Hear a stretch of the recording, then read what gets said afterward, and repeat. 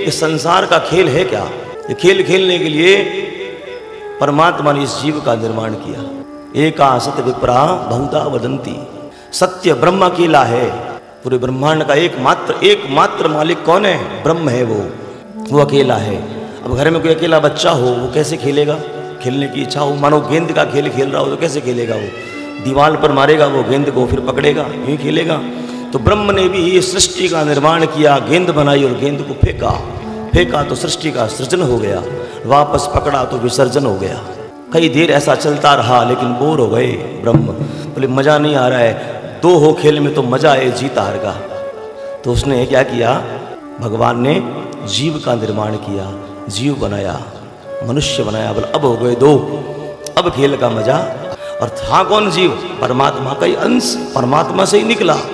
तो जैसे ही आया, बोले महाराज अब खेल खेलते हैं, खेलो। लेकिन खेल बदल दिया भगवान ने और कहा कि अब खेल दूसरा खेलते हैं। कौन सा?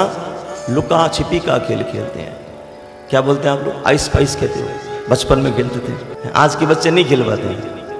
तो बोले ठीक है महाराज, खेलते हैं लुका छिपी का खेल। अभिमानी ने कहा पहले मैं छुपता हूँ भगवान, मैं आपका ही हूँ, मैं कोई सामान्य थोड़ी हूँ। अभिमान में भरकर जीव बोला। भगवान ने कहा ठीक है तू छुप जा पहले, और जीव छुपा। भगवान ने चुटकियों में खोज लिया।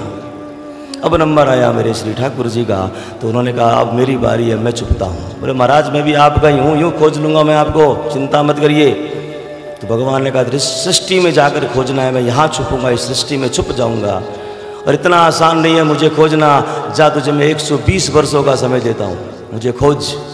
और थोड़ी इस खेल को कड़ा कर दिया और कठिन कर दिया और अपनी माया को छोड़ दिया साथ में, और कहा देख तुझे मैं हिंट देता हूँ, मुझे खोजने में आसानी होगी, मैं इस संसार के सृष्टि के कण कण में विद्यमान हूँ, तो मुझे खोज सकता है तो खोज। यही खेल खेलने के लिए हमारा जन्म हुआ है। हमारा परम लक्ष्य क्या होना चाहिए जीव का? कि हमें परमात्मा को खोजना है। और 120 से होते होते हम 70 तक पहुंच चुके हैं, लेकिन अपने लक्ष्य से दूर हैं।